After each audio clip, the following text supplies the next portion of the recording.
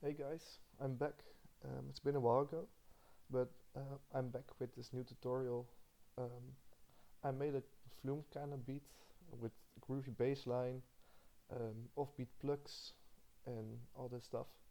And I thought I share this with you guys, so you kind of get inspired or maybe learn something from it.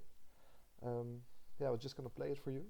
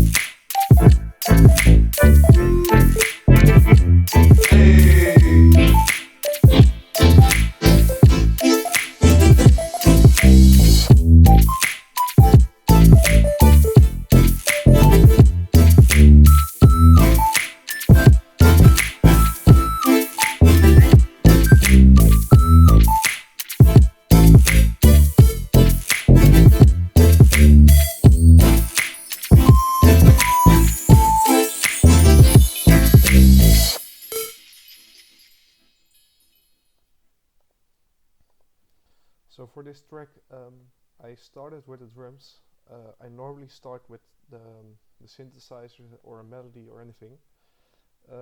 But this time I decided to start with the drums because the drums are the foundation of the groove in this beat. So we're gonna take a look at the drums. It's not that much. It's just a simple loop. It sounds like this.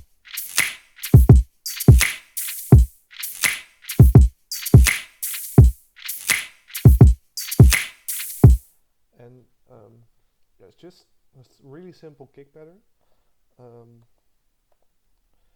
but what I did over here was like, this is a really basic hip hop technique where you put a kick drum in front of the other kick drum and take the velocity down with this thing, and then you get this tutu, little kind of intro for the other kick, and that creates a lot of bounce and groove.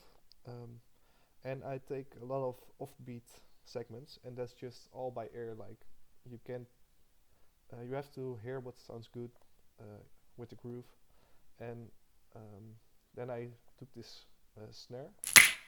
It's more snap actually, and um, as you can see, it's like delayed, and that makes it perfect for this groove. I also took it a little bit earlier because it's delayed, otherwise it will sound a little bit too delayed. So I just manually dragged it to the front. Um, and then I think I used this thing. It's really wide and open, and I put it in front of the snare or the snap um, to. Yeah, you can actually hear it already. If I took it off, then then you can hear it more.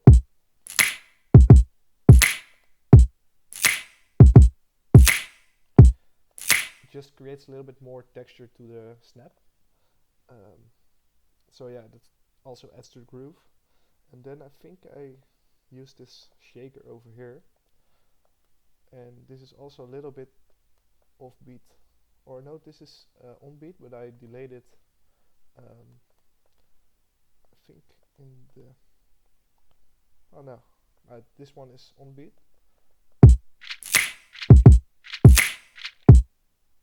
Yeah, and then this one is off beat.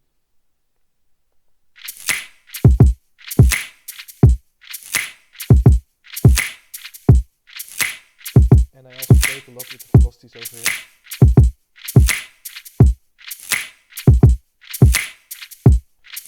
And then I think I came up with these hi-hats.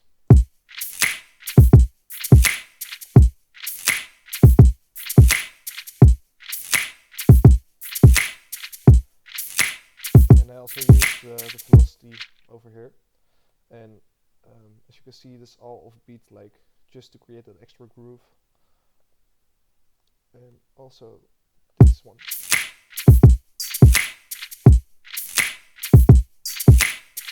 And this one. And the open hi-hats, they work really good to get groove going on your drums. And that's actually all for the drums right here. And we're gonna talk about the melody and the synthesizer I use for that. We're gonna delete this one, I'm not gonna use it. So yeah, basically it's just a simple sine wave with a filter on it, on only the oscillator A, and it's a saw wave on the B oscillator, but we're not gonna filter that. And then for the envelope one, and 30 attack a little bit up, like 65 milliseconds. And it's just, as you can see, it's like a short pluck kind of thing with a little bit of release on it. And that creates that, yeah, that twangy sound actually.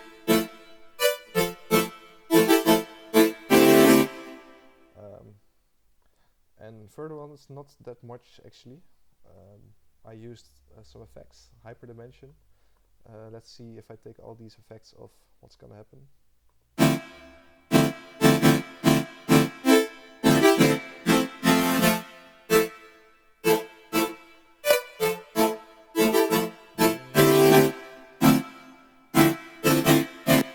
Already sounds a lot better. And then I also used a lot of effects on the post-processing. I used Fruity Limiter for the sidechain.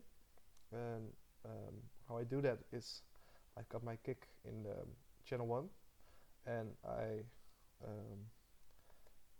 press right button on this thing over here. If you sidechain to this track, you can do that, and then it's going to be linked to the channel where your synthesizer is in, and then you can under this thing over here, the compressor, then you can choose which channel you want to sidechain it on, and I want to sidechain it to the kick.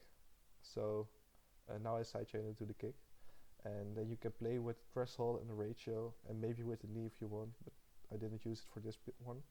Then you can add the sidechain, and that also creates a lot of more bounce to the synth. And then I also used equalizing, just to take out low ends and boost a little bit in the upper mids. Yeah, just to give some more clarity to the synthesizer and filter out the frequencies I don't want. I used a little bit of sound goodizer just for the finishing touch.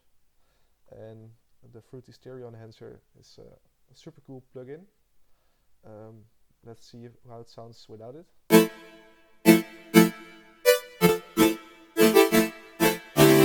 So what this plugin does is like it delays the separation between the left side and the right side of your panning. So the right side will play like a few milliseconds earlier than the left side, and it creates like a false whiteness perception in the listener's mind. And I use a little bit of reverb, and I mainly use this for like the build-ups and um, yeah, that kind of stuff. I think it's not that much during the drop itself, just to give like a rising feel. So now we're gonna take a look at the melody itself.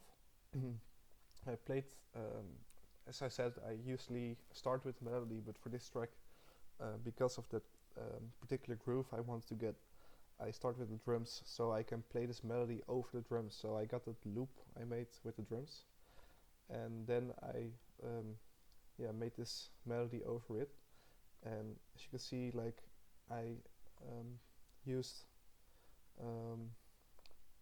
the snap, like the none on this one, so you're not getting in the grid, like all the small things are like a little bit offset, just to create more realness. Otherwise it will be like super generic and electronic sounding, and yeah, it still sounds electronic but not like in the rhythmic way. As you can hear it like over here. Let's take the filter off for a second.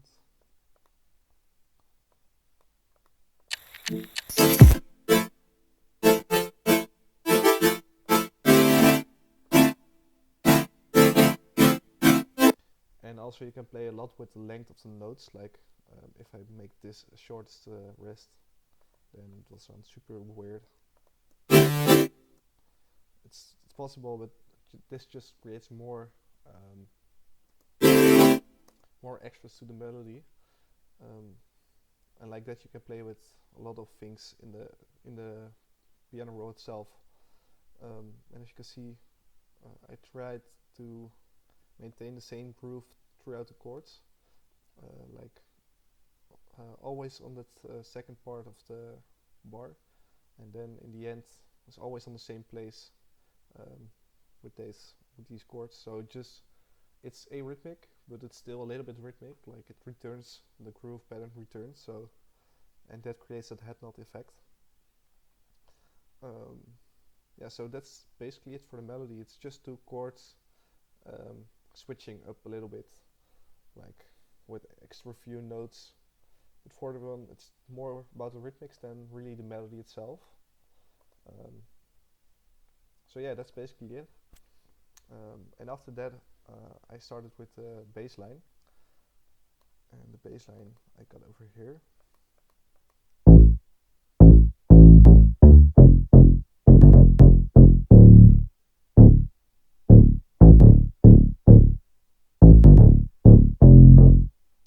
As you can hear, like if you listen to the bassline on its own, it sounds like shit, like it's not rhythmic at all. But in the groove of the song it works, because the melody and the drums already play that groove.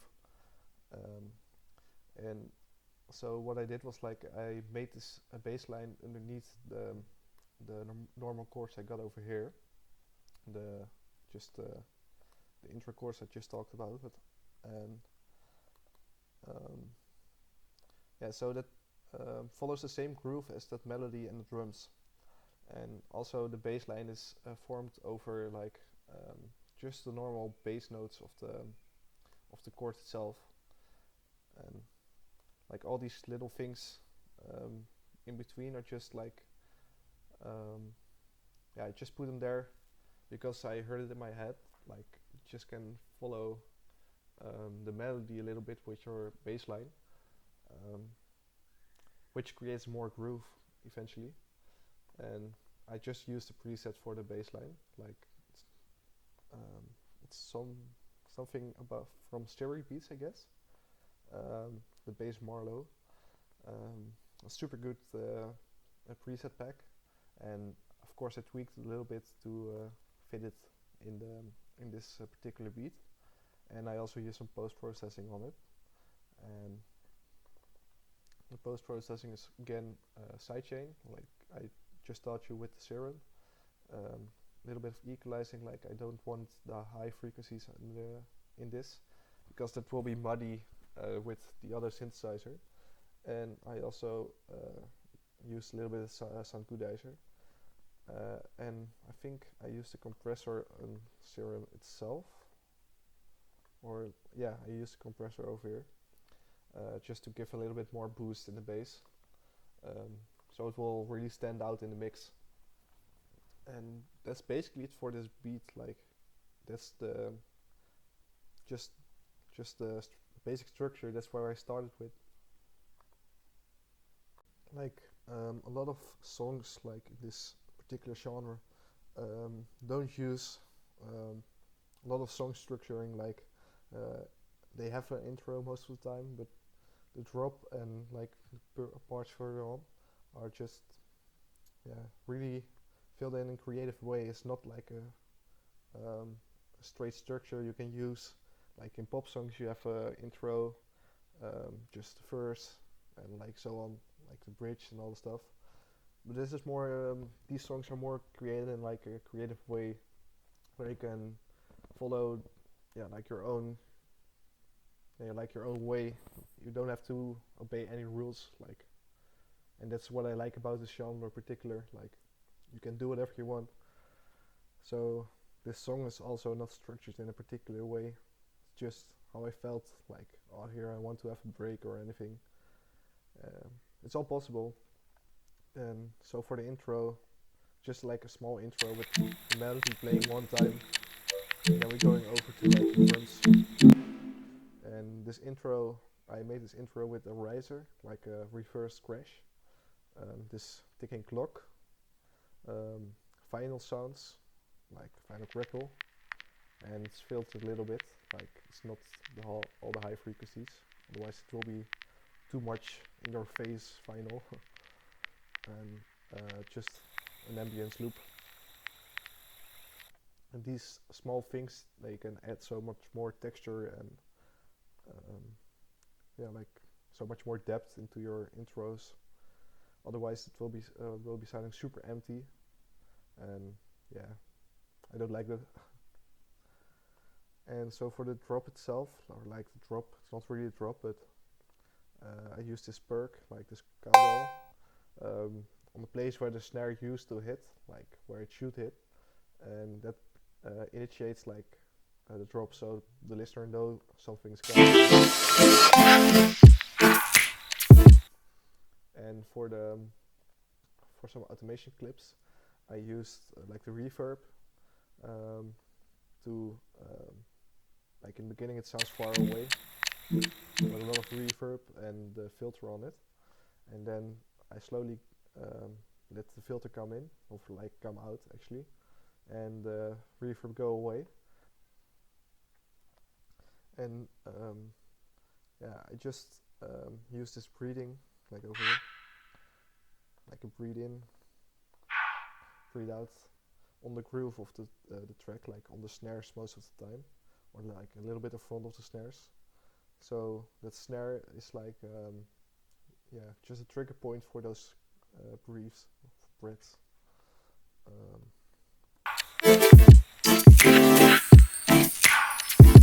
And then I use this wind chime just to give a little bit more texture, and like the shaker that's with the panning from the left to the right. That's the trick I use a lot of times, and then you give so much more room to your overall beat. Like for all your samples, it's so good to use panning.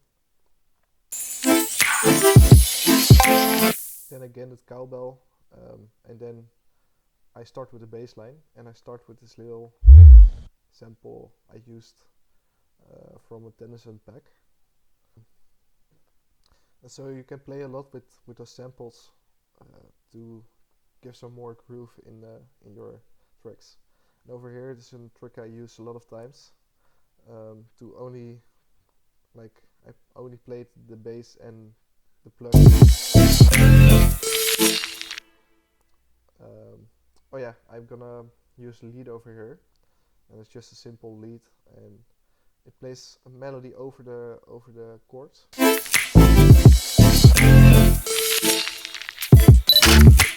And I fill this break up with like this, just a small sample and the sword, and I also let the lead come in with a filter, like this small filter over here, and that just initiates, like, otherwise if you just play it like once,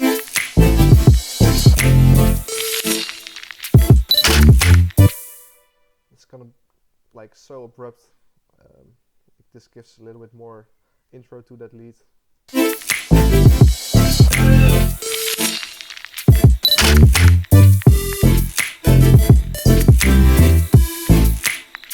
And I also try to get every bar like something new, like the bass line is gonna change up over here, and I get a new lead over here, and just to keep it interesting. And here I changed the basic melody up with like a little top melody on top of the chords. And it also sounds like.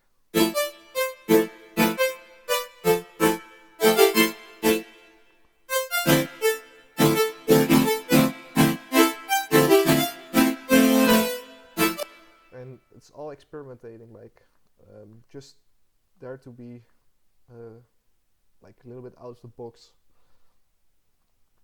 It's just fun to play with these melodies. Like, don't think, oh, I'm gonna fuck up the melody, because if you fuck it up, then you can start over again. And it took me a little while to figure out this melody, but the process of it is so much fun. So just enjoy the process of making the melody, and then you're gonna be good.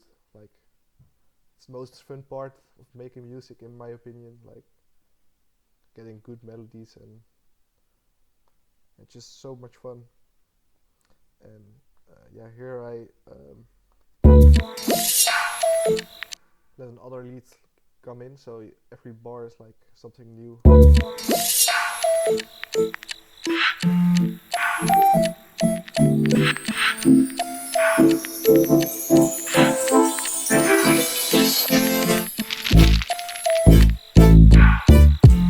And here I choose to play with the delayed drop. Like, you think it's gonna drop here because the bass line is playing and the plugs already playing. The drums won't come in, and then you can let the drums come in with.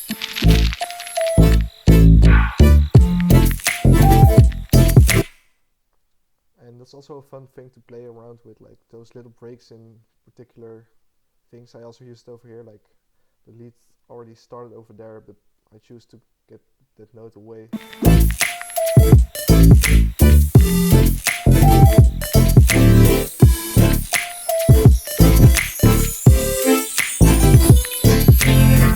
And all my leads and plugs, they play around the same key and the same way the chords are just structured, but then just a little bit different ways. But you can play around with that. If you stay in the same key, then you can't do anything wrong. Just try out some new melodies and just have fun with those melodies. And yeah, that's basically it, how I structure my songs. And you can play with the reverb or just with filters. This is the most common way to play around with that stuff. And yeah, those are like little small tips for your song structuring to make it more interesting, instead of just playing loops like the whole time through. It's just a fun way to approach your song structuring. So I know from my own experiences that like the workflow is so important in creating a beat. Like, you want to have a good bass, like first. I mean, like structure of the song. Just for instance, this main melody. This is the basis for like the whole song. The whole song revolves around this particular melody, and if you keep that in mind, you can think outside of the box, but still have some structure in your own workflow. That's the way how you maintain one particular groove in your drums and throughout your whole beat. And yeah, I hope you guys enjoyed this tutorial and learned something from it. And leave some requests behind, like which particular style I should do, or anything else, or questions. Just ask them, and I try to reply to a lot of comments of you. So have a good day, guys.